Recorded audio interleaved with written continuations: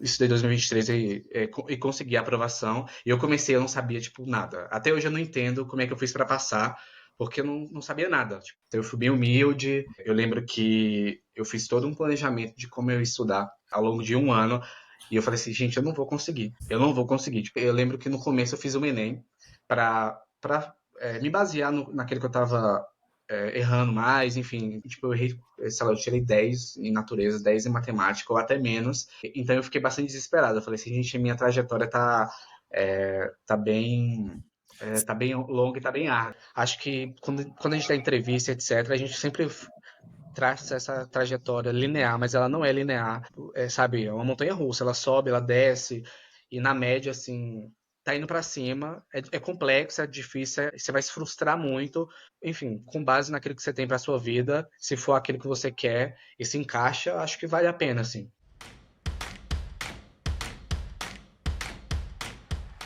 Bem-vindos aqui ao podcast dos Aprovados, onde a gente entrevista estudantes que alcançaram o sonho de passar na faculdade. O nosso convidado de hoje aqui é o Diego. Ele foi aprovado na medicina da USP pelo Enem. Assim como eu, o Diego também está indo para a segunda graduação. Então, um dos pontos que a gente vai abordar aqui hoje é como foi para o Diego, né, trabalhar enquanto ele estudava junto com o vestibular, que a gente sabe que é a realidade de muita gente e que não é nada trivial de conciliar. E outra coisa também que muita gente me pergunta aqui no canal é sobre as assistências estudantis que a faculdade tem hoje para ajudar as pessoas com limitações financeiras, e o Diego vai contar um pouquinho enfim, do que a USP oferece hoje para as pessoas que entram lá. Mas antes de jogar a bola para ti, Diego, eu queria só contar para o pessoal que mais do que a aprovação na medicina da USP, hoje o Diego é um dos melhores alunos da nossa turma. Só para vocês terem uma ideia, o Diego está entre os 5% melhores alunos já de um grupo muito seleto, né? Então é bem impressionante o que a gente vê lá no dia a dia, na rotina da faculdade. E bom, primeiro de tudo, obrigado por estar aqui hoje. E conta aí pro pessoal um pouquinho de você, de onde você veio, um pouquinho da sua trajetória. Então, oi, gente, meu nome é Diego, eu tenho 26 anos, eu sou da Bahia, vocês podem perceber aí pelo sotaque.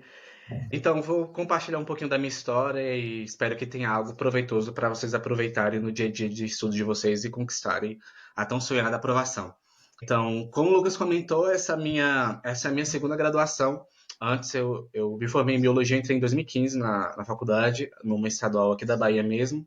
Me formei em 2019, aí eu tinha o sonho de ser professor universitário, enfim, de seguir nesse caminho. Fiz o mestrado, fiz o mestrado em imunologia na USP de Ribeirão Preto, fiquei lá por 2 anos. Aí em 2022, entrei no doutorado e acabei desistindo no primeiro ano de doutorado. Enfim, por diversas questões eu vi que aquele não era o caminho e que a medicina poderia ser um caminho proveitoso para mim. Enfim, por diversas razões eu acabei optando em mudar.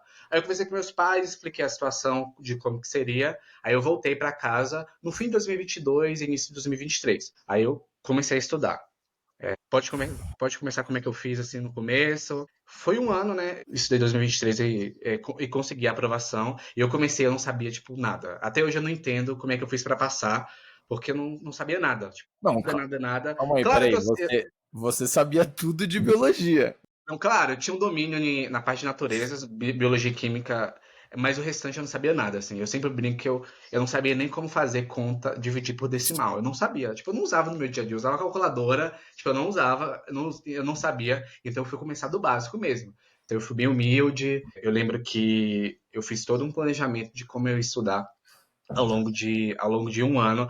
E eu falei assim, gente, eu não vou conseguir. Eu não vou conseguir. Tipo, eu lembro que no começo eu fiz um Enem para me basear naquele que eu estava errando mais, enfim, entendeu? Aquele que eu já dominava, que às vezes a gente tem coisas, alguns conhecimentos que a gente não sabe até pôr na prática. E, tipo, eu errei, sei lá, eu tirei 10 em natureza, 10 em matemática, ou até menos. Então eu fiquei bastante desesperado. Eu falei assim, gente, minha trajetória tá bem longa e tá bem árdua. E você fez um Enem sozinho ou você fez um Enem de verdade no ano anterior? Não, eu fiz o Enem sozinho. Eu acho que eu peguei o Enem bem antigo, acho que 2010, 2011, que era um outro mundo. Eu comecei e fiz, só que eu fui bem mal. Eu lembro que foi bem desanimador assim, mas enfim, eu já tinha desistido, era o único caminho que eu tinha. E na época tinha um vestibular também aqui numa estadual aqui da minha região que eu queria muito fazer. E tipo, era 2 meses, era bem assim no comecinho do ano. Então eu falei assim, vai que eu consigo dar um super gás e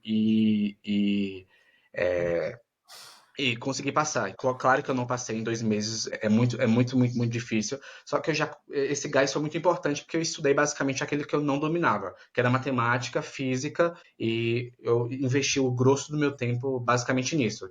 Eu estudava basicamente só matemática no começo, acho que foi só um mês estudando só matemática e relembrando alguns conceitos de química e focando em redação também. Isso foi muito bom para dar uma evoluída grande, e sabe, isso é até bom para autoestima, você sentir que está progredindo, eu sentia que acho que essa é uma outra batalha que a gente acaba negligenciando, que é a parte psicológica, né? A parte mental, a parte psicológica, acho que é 50% do processo. Então, sei lá, eu tentava me blindar o máximo possível, porque, sei lá, eu tava numa máxima desvantagem.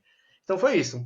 Não passei no vestibular, acho que o vestibular era em fevereiro, eu comecei em dezembro de 2022, só que não deu certo, o vestibular era em fevereiro, eu não passei, mas eu fiquei numa boa colocação. Aí me deu mais gás para continuar. E aí, basicamente, eu fui inserindo aos pouquinhos as disciplinas, eu ia focando mais em uma em determinado período, mas sempre olhando para o Enem. Meu foco era o Enem, dado o leque de possibilidades que ele me daria, tanto que eu só fiz o Enem depois, eu não fiz nenhuma outra prova, e acho que foi até bom para me especializar na prova.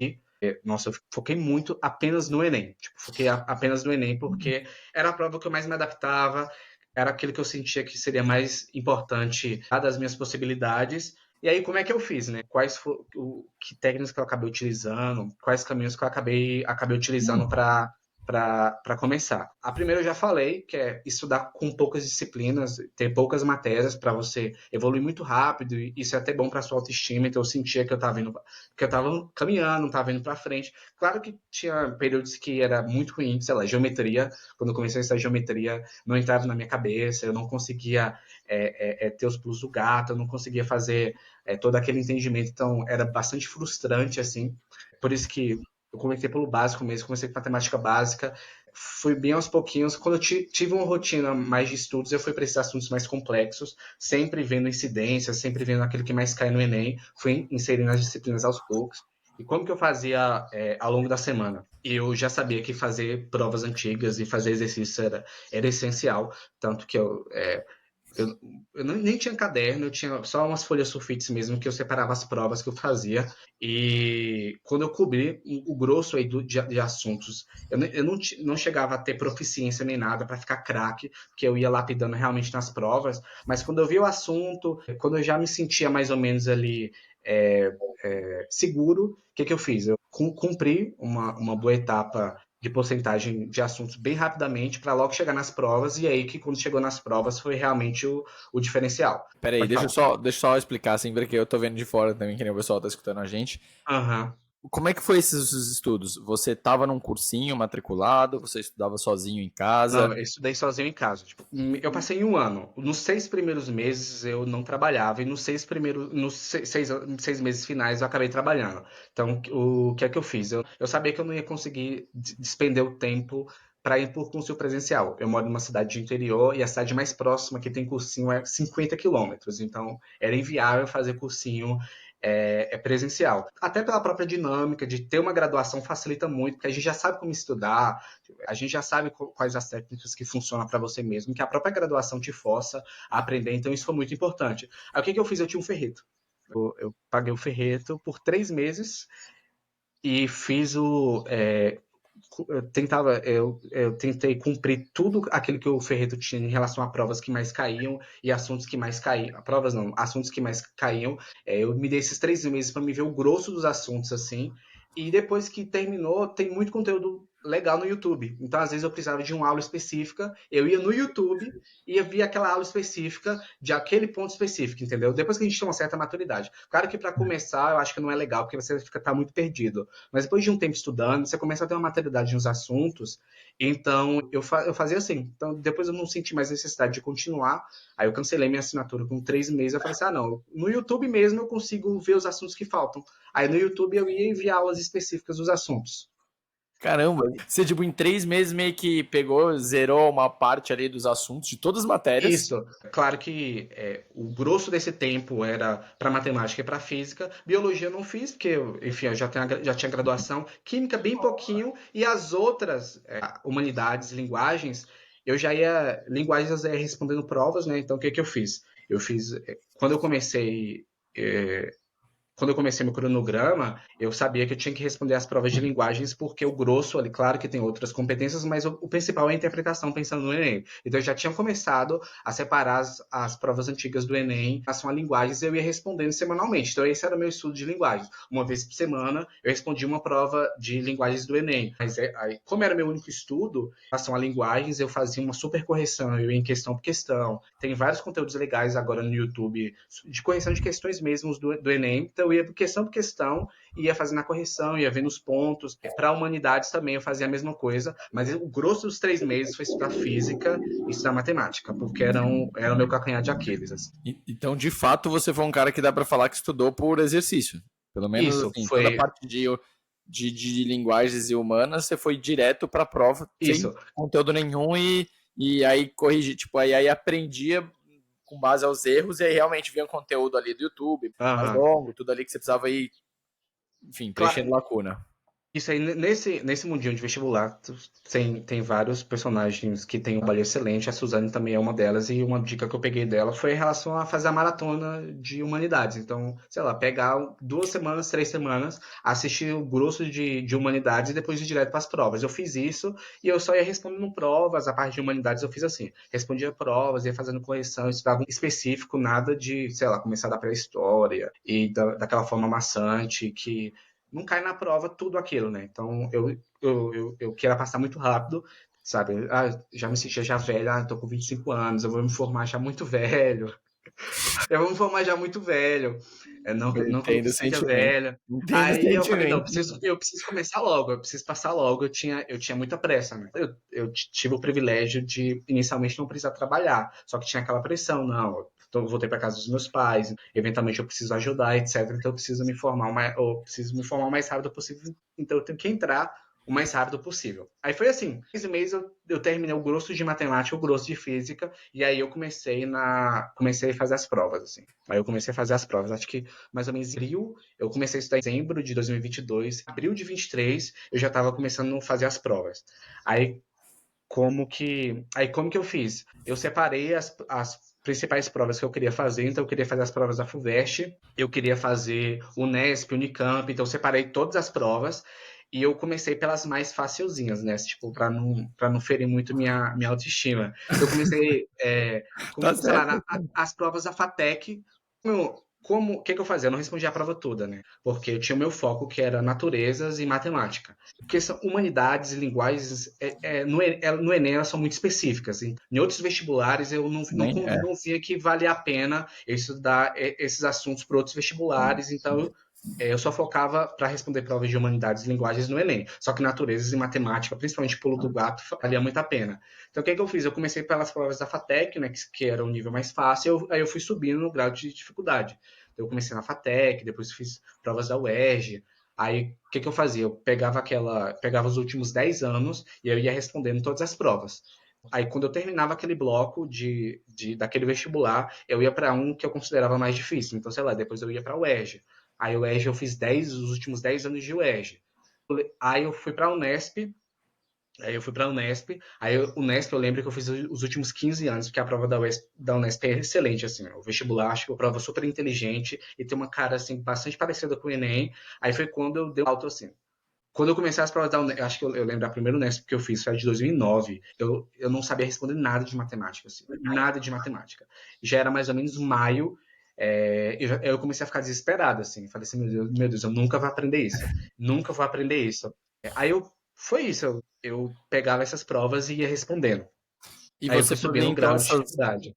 Mas você fazia essas. Treinava com essas outras provas para o Enem, tipo, porque você nem foi. Você nem se Isso, inscreveu nos isso. vestibulares. Não me inscrevi para os outros vestibulares. Eu só estudava para essa prova para mim estar num grau bom para o Enem, assim. Para mim, sabe, ter uma variedade de questões para quando chegar na prova ter algum pulo do gato muito específico, etc. Eu pensei assim, já vou ter fazendo a cobertura de uma boa quantidade de provas, então eventualmente eu vou encontrar uma questão parecida ou não com aquela.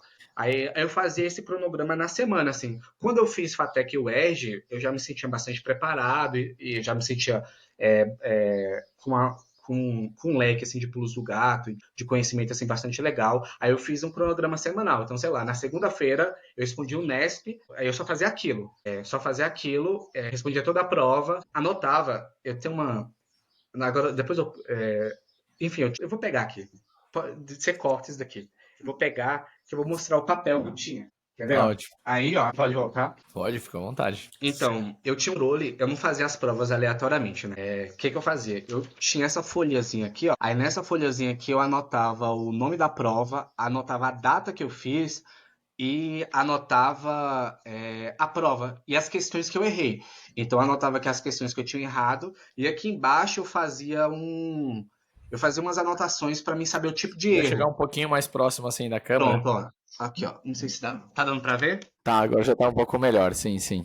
Pronto, então aqui ó, tinha as questões que eu tinha errado. Aí aqui tinha todas as questões que eu tinha errado. Aí aqui embaixo tinha um tipo de erro. Então, sei lá, erro por atenção, erro por conteúdo. Aí eu colocava aqui a indicação do erro para me saber por que eu tinha errado aquela questão. E aqui embaixo eu colocava alguma anotação, sei lá, uma questão legal, uma questão importante. Eu fazia alguma anotação. Então eu tinha por prova sei lá, um raio-x daquela prova. Então, eu anotava também as questões legais daquela prova, que resumia bastante o assunto. Enfim, aí eu fazia assim, na segunda-feira eu fazia o Nesp, na terça-feira eu fazia FUVEST, na quarta-feira eu fazia Unicamp, e para mim isso era próximo de junho, mais ou menos. Aí eu só estava estudando por provas. Então, eu separava o dia, tinha a prova para responder, corrigia as questões, estudava aquilo que eu tinha errado, e na sexta-feira eu fazia a revisão.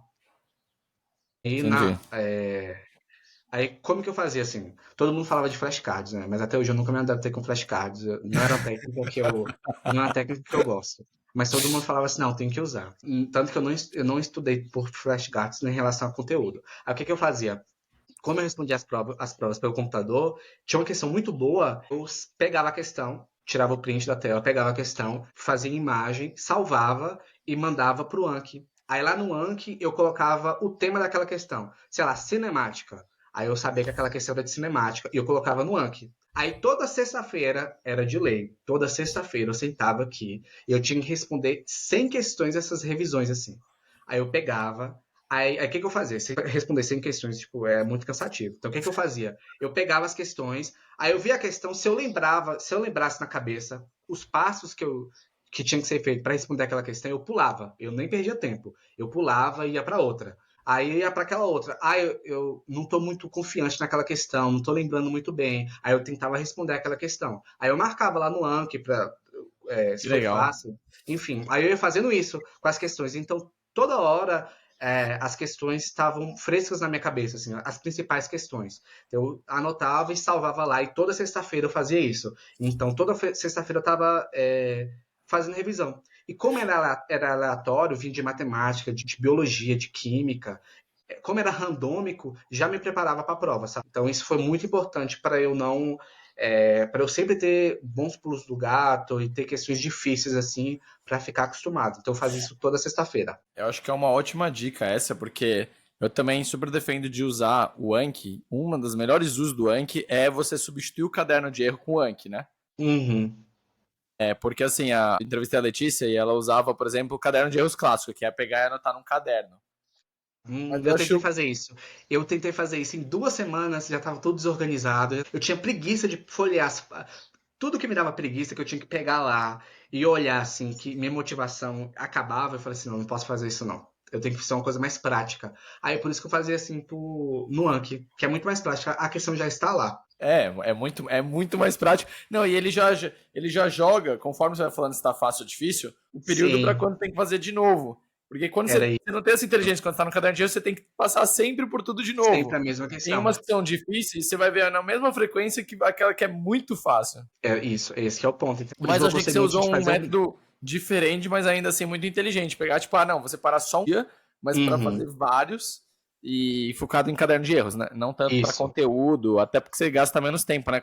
Só copiar e colar, tipo, o exercício, né? A imagem do exercício e a imagem da resposta é muito rápido, né? É muito rápido. Não, justamente. Aí eu fazia assim, toda sexta-feira era de lei, eu tinha que fazer essa revisão. Toda sexta-feira eu fazia.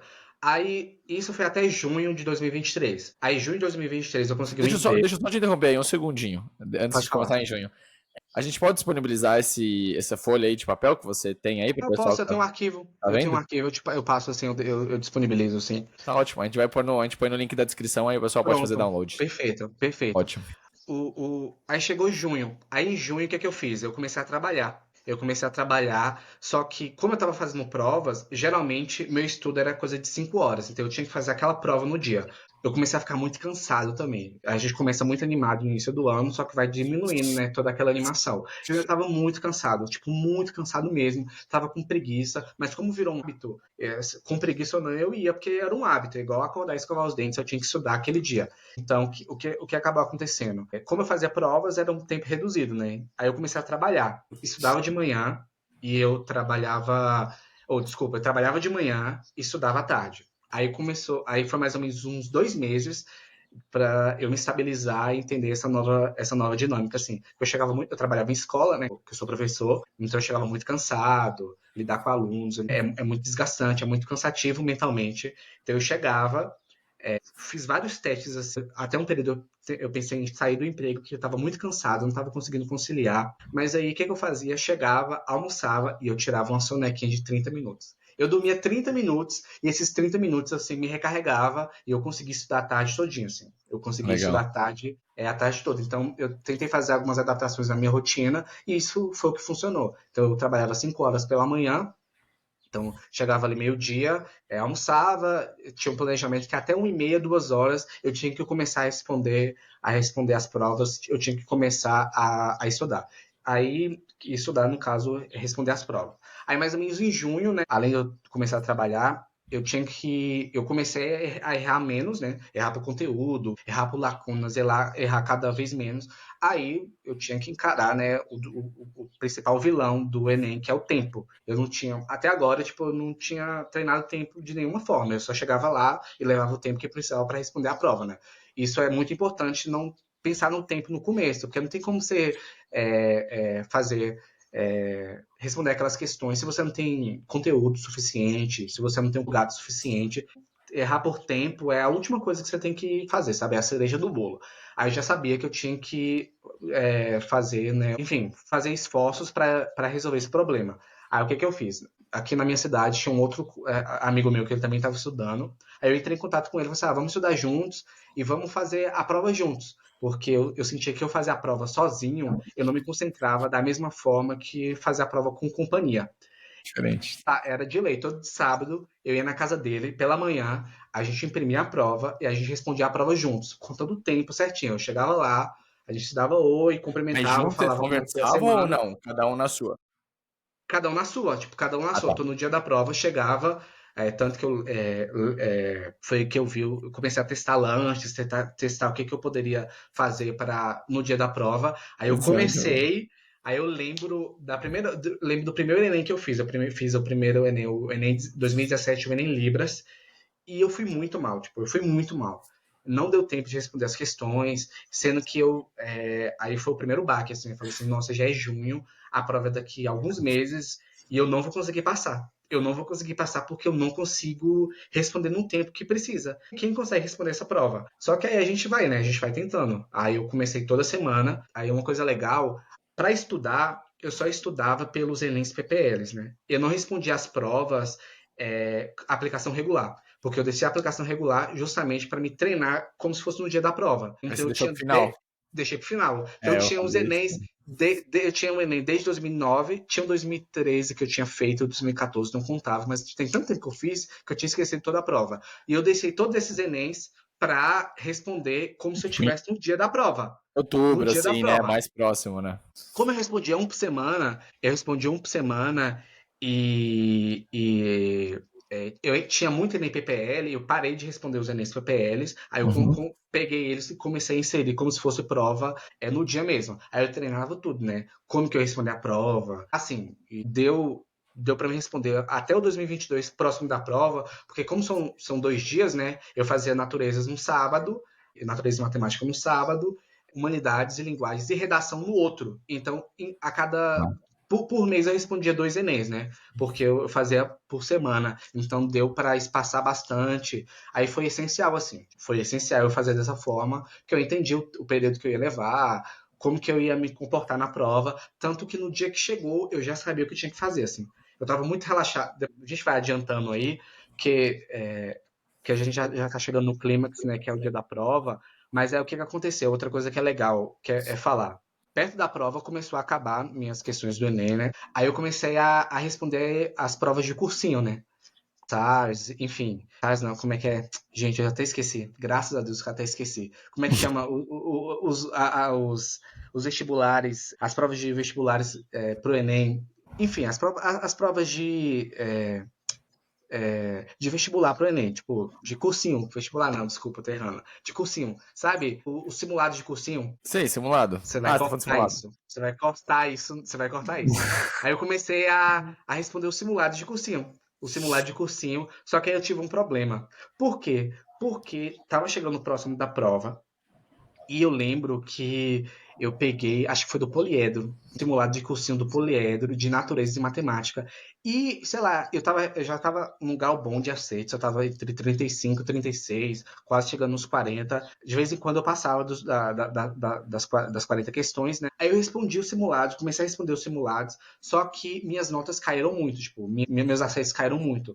Caíram de 35, 36 para 30, 28. Teve um poliedro que eu fiz que, sei lá, caiu para 27, 28. E era próximo da prova. Aí o que aconteceu? Isso começou a me desestabilizar. Eu falei assim, gente, eu não vou passar. Não vou passar. Não vou passar, não vou passar, não vou passar. Aí eu tomei uma decisão que na época eu achei muito arriscado, mas que foi essencial para me manter psicologicamente. Eu parei de fazer essas provas. Eu falei assim, tá muito difícil. Eu venho de um histórico de questões do Enem que isso não tá condizente, assim, o grau de dificuldade que tem na prova. Tá sendo pior para mim. Sei lá, eu tô me frustrando, psicologicamente tá me afetando, e eu tava vindo numa boa de uma onda de confiança, e agora, próximo da prova, posso destruir isso. Aí eu parei. Então, isso foi uma coisa importante que eu fiz. Eu parei de responder essas questões, assim. Eu concordo, né? Nesse sentido, eu sempre defendo de que segundo semestre não tem que ficar fazendo, principalmente final da preparação, não tem que fazer Aham. simulado de cursinho, porque ele não acho que ele reflete a realidade, que nem Não prova reflete a antiga. realidade. Não reflete. Ainda mais Enem, cara, não tem nenhum cursinho que acerta o formato do Enem. Por mais que tenha todo o histórico de provas, ninguém acerta. Só o Enem é igual ao Enem. Tipo. Então eu acho que. E outra coisa que eu também defendo é nunca fazer vestibulares muito mais difíceis do que o que você tem.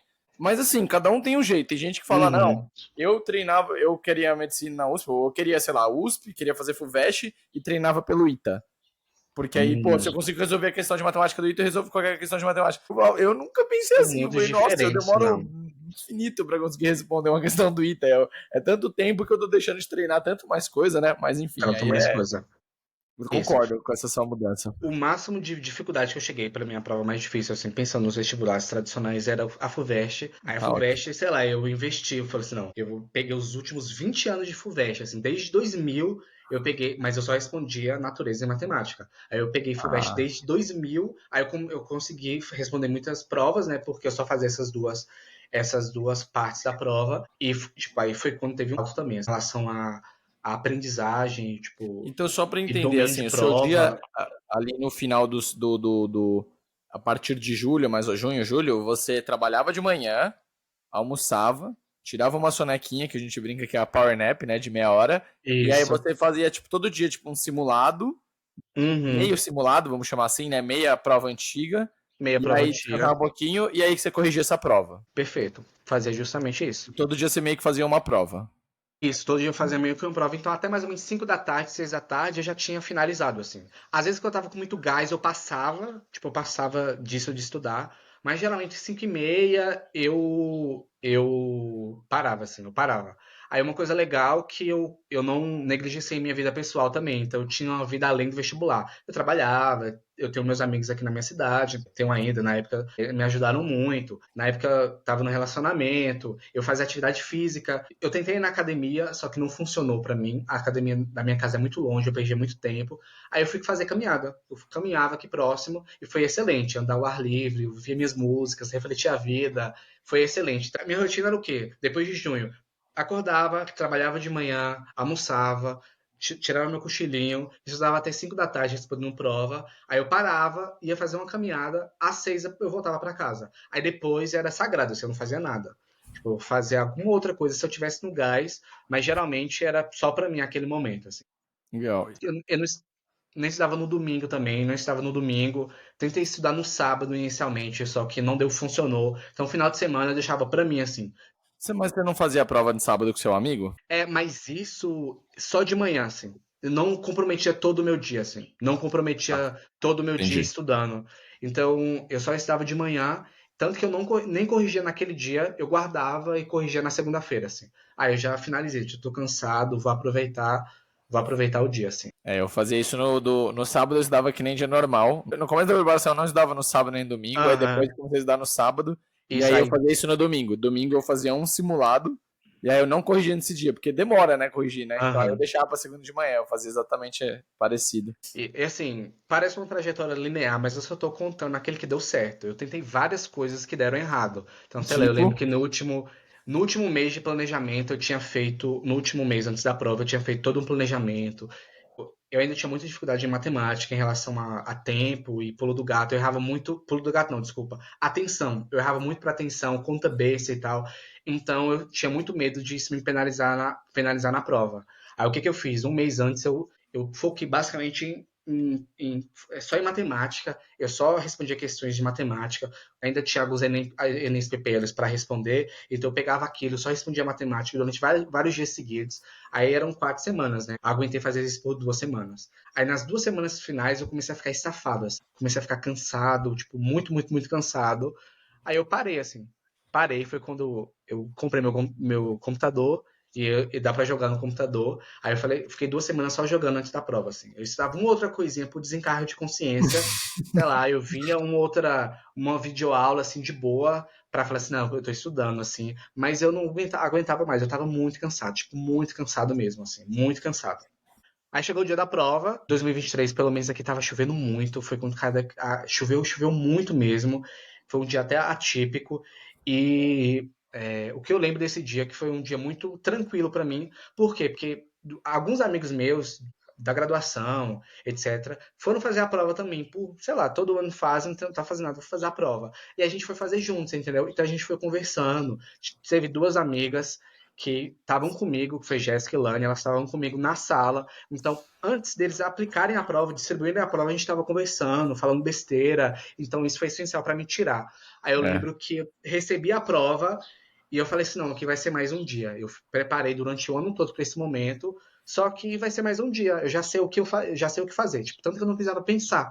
Minha mão já ia automaticamente no que eu ia responder. Então eu tinha, sei lá, abri a prova, eu ia direto ver o tema da redação, fazer um brainstorming, ele anotava algumas coisinhas que eu poderia usar. Eu ia responder humanidades, né, porque pelo TRI era o mais importante daquele dia, né? Linguagem pelo TRI é meio complexo. Aí eu respondia toda a prova, tipo, respondia toda a prova. Aí eu já sabia que eu responderia a prova em 1 hora e meia, quase ali 2 horas, de humanidades ali Ah, toda, tá. de humanidades toda, tipo, não a prova, o Enem como um todo, mas de humanidades, mais ou menos 1 hora e meia, 2 horas. Depois eu ia fazer o rascunho da redação, aí eu fazia uns 40 minutos, eu caprichei na redação, tipo, vai ser o diferencial, então eu caprichei bastante na redação. Aí depois eu ia para linguagens, aí eu fazia, dependia do humor. Geralmente eu fazia 15 questões, aí eu cansava, aí eu ia passar ali para um parágrafo da redação, ou ia mudar alguma coisa. Aí depois eu fazia essa alternância, porque eu tava muito cansado, tipo, eu tava muito cansado. Aí eu fiz isso. Aí saí, terminei a prova, foi aquela polêmica, o tema foi legal, trabalho de cuidado, mas foi muito complexo, porque poderia ser aplicado muita coisa, então eu fiquei com medo de tangenciar, então eu fiquei nervoso. Aí eu fiz a promessa para mim que eu não ia olhar gabarito de cursinho, Foi? Você os não, extra-oficiais. não viu? Foi o tempo de eu chegar em casa. Aí eu falei assim: eu vou olhar. Eu não vou aguentar. Eu não vou aguentar, eu preciso olhar. Aí me deu o gabarito. Aí me deu, pelo que eu me lembro, me deu 39 em linguagens e me deu 41 em humanas. Só que tinham várias questões que foram muito polêmicas de que os cursinhos estavam divergindo o gabarito. Mas eu falei assim, não, eu fui ótimo. Eu cheguei ali próximo passei até da minha meta dos 41 em relação a humanidades. Aí chegou no dia chegou no segundo dia, né? Fiz a prova, enfim, fiquei nervoso com algumas questões não, enfim, fiquei muito nervoso em relação à matemática. Saindo de lá, eu peguei a prova para corrigir, só que eu pulei na hora de olhar o gabarito, então eu pulei na hora de conferir. Aí eu, sei lá, apareceu 25 questões assim que eu tinha acertado. Falei assim, ferrou.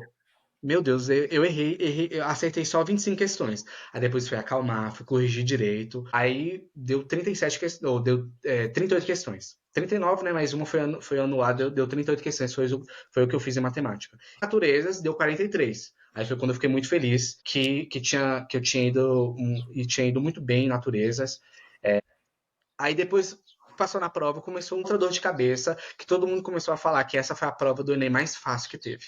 Que aí a gente começou a entrar nos grupos para comparar acertos, e todo mundo 160 mais, eu tinha feito 168 acertos, né? E quando saiu o gabarito oficial, o que aconteceu? 160, seu?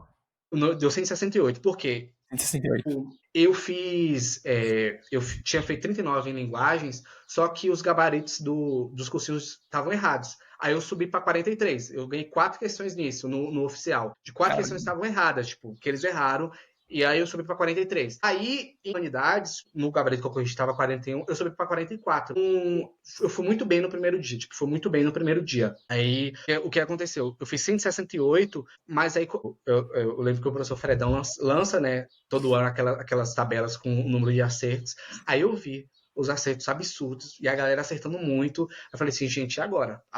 E agora? O que, é que vai acontecer? Esse foi o Enem mais fácil, então a TRI vai vir muito baixa, todo mundo desesperado. Enfim, foi um período muito difícil. Assim, acho que foi um dos períodos mais difíceis. Foi depois da prova até a entrega dos resultados, porque eu não sabia se ia dar certo ou não. Eu sabia que tinha ido muito bem. Aí eu comecei a ter medo. Ah, não, eu vou zerar a redação, eu vou tangenciar o tema. Sabe? Essas inseguranças, assim, de procurar problema onde não tem. Aí eu lembro que no dia da entrega do resultado, vários amigos meus começaram a falar que eles não tinham ido muito bem no primeiro dia, porque o TRI do primeiro dia foi muito ruim para. Falei assim, gente, e agora? O que, que vai acontecer? Aí saiu o resultado. O que me salvou, assim, eu não pretendia entrar na medicina USP, não pretendia. Eu almejava universidades aqui da região. E com a nota de Você matemática, queria o quê? A UFBA? isso, era a UFBA. Tem um campus da UFBA aqui. Eu almejava entrar aqui na UFBA de Vitória da Conquista. Aí o que aconteceu? Quando saiu o resultado, o que me salvou foi o primeiro dia. Porque como eu fui muito bem no primeiro dia, meu TRG não foi muito baixo. Aí minha nota subiu. O Lucas sabe, né? Ele entrou na medicina USP. A média de aceites em matemática e naturezas é muito alta. A média de aceites da minha turma acho que foi 42 ou 43 em matemática e a mesma quantidade em natureza. Então, pro padrão da medicina USP, eu fui baixo em matemática, eu fui só 38. Natureza eu fui bem, mas em matemática, que puxa muita nota, dado TRI, eu não fui tão bem. Mas o que me salvou foi o primeiro dia. Eu tenho até as notas aqui, ó, que eu posso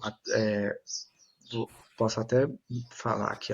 Tranquilo, a gente põe aqui qualquer coisa. Pronto, mas Bom. eu lembro que eu tirei quase 780 em linguagens e 780 em humanidades, uma coisa assim próxima. 180. Redação eu tirei 980, matemática eu tirei 850 mais ou menos, e natureza eu tirei 820 mais ou menos. Mas como minha nota de humanidades e linguagens não foi muito baixa, abaixo de 700, foi próxima de 800, enfim, minha média simples foi muito alta, eu fiquei com 840 de média simples, por conta do primeiro dia. Por conta do primeiro dia. Aí foi quando eu falei assim, putz, tem possibilidade Não, de, e, pô, de 980 em redação também. Não. não, dá uma puxada super para cima. Só que o Tá que, que bom, tá bom. acontece? Aí foi o ano, né, que teve o Provão Paulista e as notas do Enem foram cortadas pela metade. E eu não passei na concorrência. Com 840, eu não passei na concorrência. Eu passei na cota de escola pública. Por quê? Porque como eu fui mal temática, isso me penalizou bastante, dado aos pesos, né? Então minha nota caiu para 837 e o corte foi 846, sei lá, uma coisa assim, não foi 847. Enfim, eu não entrava na ampla concorrência. Fazer 168 e não Eu ter não nota entrava na pra. ampla concorrência por conta de matemática, que matemática me penalizou bastante. Aí eu entrei na cota de escola pública. Aí eu só passei por conta disso, por conta da cota de escola pública. Boa. Caramba, impressionante a trajetória. 44 no primeiro dia, ou seja, basicamente foi melhor que os cursinhos todos, né, na prova. Não Se eles foi. erraram essas questões, então você foi melhor que os cursinhos todos. É uma trajetória incrível. Acho que você conciliou muito bem o trabalho. Acho que também tem essa questão de ser part-time, de ser meio período, acho que ajuda bastante. Ajuda Mas deu pra bastante. ver que você foi ficando bem cansado, né? Não, Você eu tem fui ficando alguma bem cansado. dica, assim, que você acha que. Imagino que você errou algumas coisas, mas do que você acertou, talvez, né? como você lidou com essa ideia de que estava, enfim, conciliar esses dois Não, mundos e tudo? eu acho que claro que a parte de conteúdo e estudos é essencial, mas a parte psicológica para mim é mais da metade de todo o trajeto, assim. Então eu tinha vida social, eu trabalhava, minha vida só não era o estudo, assim. Claro que eu queria passar muito, queria muito passar, só que eu tinha uma vida além daquilo. Então, se eu não passasse, eu tinha feito um planejamento de 3 anos. Isso também foi legal. Eu tinha um planejamento de 3 anos. Então, eu falei assim: não, meu foco vai ser no terceiro ano. Eu tô no primeiro ano ainda, eu tô construindo uma base, então não tinha tanta essa pressão. Claro que eu queria passar, mas não tinha tanta essa pressão. Tanto que eu não Ah, esperava que eu ia passar no primeiro ano. Eu pensei então que eu ia passar em 3 anos. você foi meio tipo aquela ideia de o vestibular é uma maratona, não é um sprint. Isso. Aí foi. Eu fui nesse pensamento. Eu fiz um planejamento, sei lá. Minha meta é passar em 2 anos, que é a média, né? As pessoas geralmente passam em 2 anos. Mas eu falei assim, até 3 anos eu vou nisso. Até 3 anos. Então eu tinha até 3 anos pra fazer. Aí deu certo. Foi antes. Que Foi um ano. demais, que demais. Pô, parabéns, foi. E graças a Deus teve ali a cota, né, da escola pública, porque, Sim. meu, Teve uma cota de escola pública, realmente porque no diminuiu. Enem USP, Pra medicina da USP diminuiu muito as vagas via Enem, né? Enem. Foram 21 vagas no nosso ano. E a ampla é só 11, né? E é, tipo, A ampla praticamente era só quase os 11 11 vagas. melhores do Brasil, né? Aí é duro. E depois que você entrou, conta um pouquinho pra gente, Diego, dessa parte de assistência para os Hum, alunos, porque assim, tem muita gente que entra, né, ainda mais, por exemplo, você é o típico caso, né, você vem de um outro estado, uhum. já mais velho, então, tipo assim, não vai ter o apoio dos pais, porque, né, talvez eles já te ajudaram um pouco na primeira graduação, então você está fora de casa. Como é que é tudo isso? A faculdade te ajuda com parte de moradia, Não, e além da moradia também, porque a gente precisa viver, né? Como é que funciona essa parte da faculdade? então, para mim ir para a USP, eu só fui para lá dado o programa de assistência estudantil que eles tinham, né? Justamente porque eu não queria que meus pais me mantessem, tipo, eu não queria eu queria ter alguma forma de manter sozinho. Só que como o curso é integral, não dá para trabalhar. Então eu dependeria inteiramente do programa de assistência estudantil da universidade. Falando assim da USP, é claro, a medicina USP tem alguns acessos, né?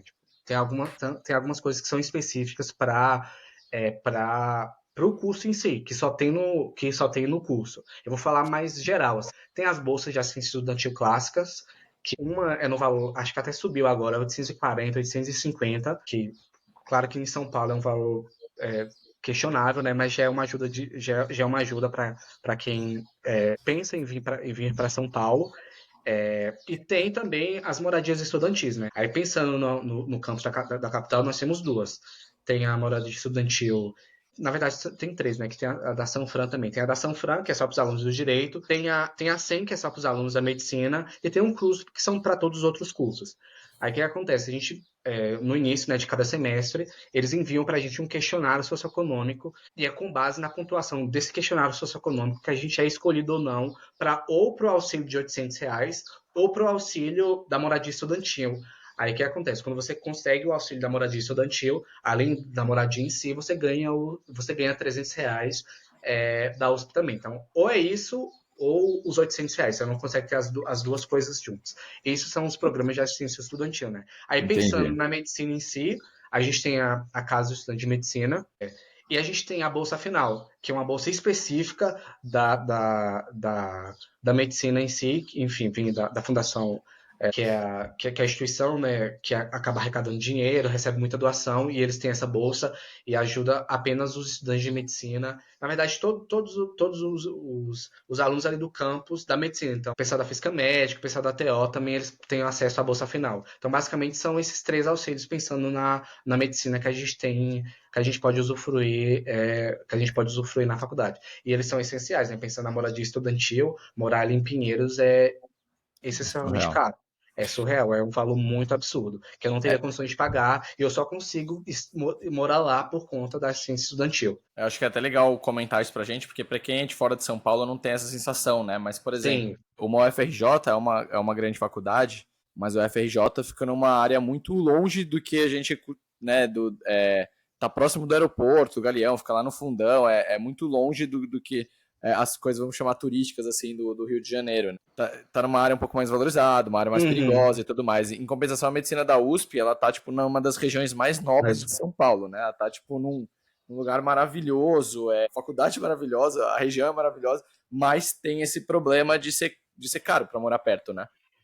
muito E caro. aí, então, você tá falando que tem R$ 800 de, enfim, auxílio total, ou eles dão a moradia, mais Uhum. R$ 300. Mais R$ 300. E aí, você falou de uma terceira aqui, só para Aí, entender melhor? é a bolsa final, mas aí a bolsa final é especificamente para a faculdade de medicina. Aí envolve medicina, TO, física médica, os outros cursos da medicina lá do campus da Medicina Pinheiros que podem ter acesso da bolsa final. Não só alunos da medicina podem ter, não. TO, física Mas aí médica, que você tem estão acesso a lá. essa, você tem acesso a essa também. Isso, eu tenho. Isso, aí é uma boa observação. Aí essas duas, como a moradia estudantil e esses R$ 300 é da USP e a bolsa final é da Faculdade de Medicina. Como a gente pode acumular as duas.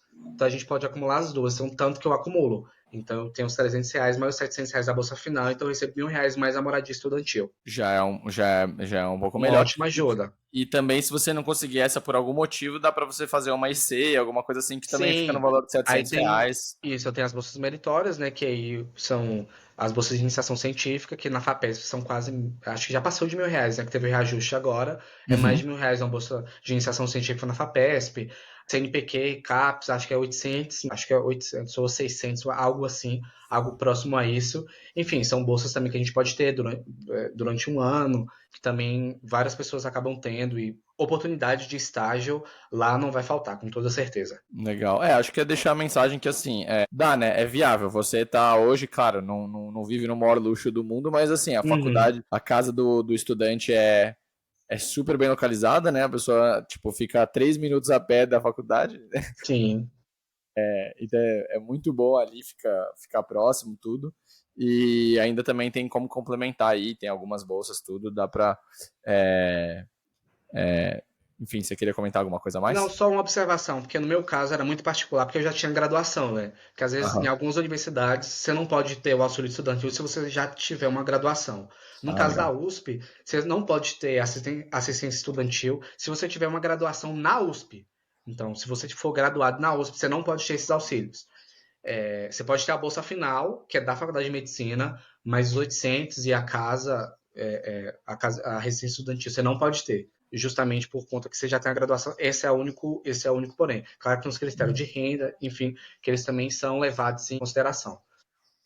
Legal. É só a E aí única só me explica uma observação. coisa. Pode falar. Não, não, era só isso mesmo, era só essa Tá. observação. E aí só entendendo, antes de você decidir para medicina da USP, você chegou a ver como que seriam os auxílios de outras faculdades, tudo, porque você que é sonoro, você entrava praticamente em qualquer medicina, qualquer federal, né? Sim, aí o que eu fiz? Eu fazia justamente isso. Eu entrava na universidade e eu ia na área de assistência estudantil, porque geralmente tem um site específico e é bem informativo, porque o meu critério é muito específico, eu já tenho graduação. Então, várias universidades não podem ter. Então eu já sabia disso. Por exemplo, a estadual daqui eu não poderia ter nenhuma assistência estudantil. Então eu já sabia disso, então eu fui atrás. Então eu ia fazendo, eu ia excluindo, né, as opções que eu não conseguiria. Ter assistência estudantil. Então, acho que é importante levar isso em consideração. E as outras Caso são seja a sua. parecidas? Aí depende. Por exemplo, na estadual daqui, eles não permitem, né? Eles acabam não permitindo. Agora, na federal já permite, então eu poderia ficar aqui na UFBA. Aí realmente é um trabalho de garimpagem. Você tem que ir em uma para ver como é que funciona. E é parecido os valores, assim, das faculdades, tudo? Não são parecidos, porque enfim, como as estaduais, por exemplo, dependem do budget do estado e varia bastante. Tipo, varia bastante. São Paulo tem um valor até alto em comparação com outros estados. A condição econômica que o estado de São Paulo tem, então vai depender bastante. Assim, a média não dá para estipular, não. Show, legal. Vamos aqui para as últimas, então, perguntas. Diego, se você pudesse dar apenas um conselho para quem está se preparando para o Enem, qual que seria? Gente, é clichê, mas tem que fazer a prova antiga. É um clichê fazer isso, falar isso, mas tem que fazer a prova antiga. E cuidado psicológico, assim, acho que seriam os dois conselhos, são os dois pilares, assim. Cuidado psicológico, isso envolve vida social, atividade física, coisas ao redor disso, e provas antigas também. Ótimo. Das coisas que você testou, você falou que testou muita coisa, algumas deram erradas. tem algum desses erros que você gostaria de alertar os estudantes para eles evitarem? Não, quando eu comecei eu estava muito perdido, então eu não sabia o que eu iria fazer, né? Eu não sabia o que eu iria fazer, então eu comecei a tentar várias técnicas de estudo, eu comecei a tirar para muitos lados, assim.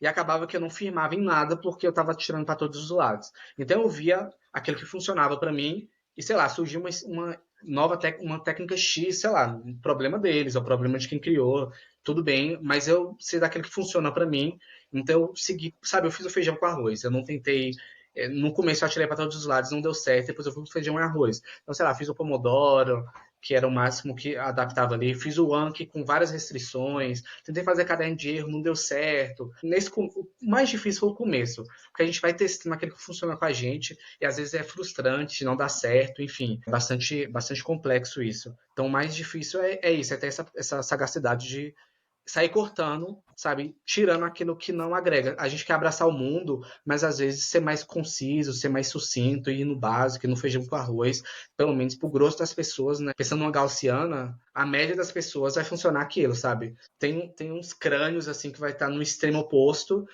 que, sei lá, tem rotinas muito específicas que não se aplica para a maioria das pessoas. A questão de comparação, né? Eu me comparo muito com outras pessoas, acho que todo mundo acaba fazendo isso no menor ou no maior grau. Então, o que eu fiz na época foi não ter Instagram, assim. Então, eu desativei o Instagram durante um ano. Desativei o Instagram, desativei o Twitter, então fiquei fora completamente de qualquer bombardeio, porque, sei lá, só ver propaganda de faculdade de medicina me deixava ansioso, assim. Então eu não queria, porque eu falava assim, meu Deus, eu não tô lá. Então, E você é isso. consumia conteúdo como, você, por Só no exemplo? YouTube. Eu ficava só no YouTube. Tinha algum desse universo aqui de YouTube, em relação a estudos, tinha pouquíssimas pessoas que eu seguia. Então eu só ficava naquelas pessoas mesmo. Tipo, eu só seguia. Eu via aquele que se adaptava pra mim e eu só seguia aquelas pessoas. Legal, eu acho que faz muito sentido. Isso eu também tirei o Instagram do meu celular e consumia só o YouTube, né? Conteúdo um pouco mais denso. Sim. Cara, você quer deixar uma mensagem final aqui para inspirar os ouvintes do podcast? Enfim, é complexo. Gente, eu não sei o que falar agora. Porque eu não quero parecer clichê, entendeu? Não Mas pode ser quero. clichê, pode ser clichê. Mas vai dar muito errado no começo. A maioria das coisas que a gente faz vai dar muito errado. Acho que quando a gente dá entrevista, etc., a gente sempre traça essa trajetória linear, mas ela não é linear. Sabe, é uma montanha russa, ela sobe, ela desce, e na média, assim, tá indo pra cima. É complexo, é difícil, você vai se frustrar muito. Enfim, com base naquilo que você tem pra sua vida, se for aquilo que você quer e se encaixa, acho que vale a pena, assim. Acho que vale a pena, assim. Não é fácil, não é fácil. Claro que eu tive vários acessos, como eu tinha mestrado, tinha graduação, isso facilitou muito minha trajetória muito específica nesse aspecto. Tem coisas que não dá para você para você imitar ou tentar aplicar 100% na sua vida, porque não a gente é pessoas distintas, somos pessoas distintas, enfim. Aí não sei muito como motivar, não. Acho que é Não, isso. mas eu acho que assim, é que quando você pensa, a minha história não é igual de todo mundo, eu penso isso também às vezes, mas é que todo mundo tem uma história única. Sim. Mas você falou de algumas coisas aqui que eu achei fantásticas, assim, que eu nunca pensaria. É que eu fiz vestibulares paulistas, mas Uhum. para quem faz Enem, pegar e começar a estudar pelas outras provas, porque assim, se você fizer só Enem, você vai esgotar uma hora. Se você fizer Você muita vai prova que esgotar nem você. uma hora. E aí eu achei muito inteligente essa estratégia de fazer outras provas de um mesmo nível até um pouquinho mais, só que aí não gastar tempo com linguagem Isso. de humanas, porque realmente do Enem é muito característico. Então pegar e só treinar, tipo, sei lá, matemática, química, física e biologia dessas provas. Então tem muitos aprendizados muito legais aqui no que você trouxe, que dá para o pessoal aplicar. A questão da soneca, de tarde, eu entendi que faz um reset ali, então quer queira ou não, Uhum. você meio que proteger seu período de estudos ali com um break muito claro, assim, que eu achei muito interessante. E com certeza, assim, na parte, além da sua trajetória, talvez algumas pessoas vão querer entrar em contato contigo, e talvez até para perguntar sobre a parte de assistência da faculdade Uhum. e tudo mais. Onde as pessoas poderiam entrar em contato com você ou te seguir em uma rede social? Não eu posso deixar meu e-mail contigo. Tem o Instagram também, que eu acho que é até mais fácil. Então, meu Instagram é Diego Caeté, tudo junto, Caetite, sem acento, enfim, tudo junto. E é isso, vocês podem me procurar no Instagram. Eu não entro muito no Instagram, mas toda vez que eu entro, eu procuro sempre estar respondendo, principalmente em relação a estudos, etc. Posso estar compartilhando sim, tirando dúvidas. Vai ser um prazer. Tá ótimo.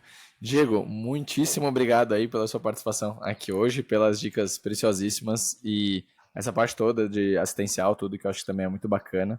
E é isso. Logo mais a gente se vê lá na faculdade. Muito obrigado, Lucas. Até breve.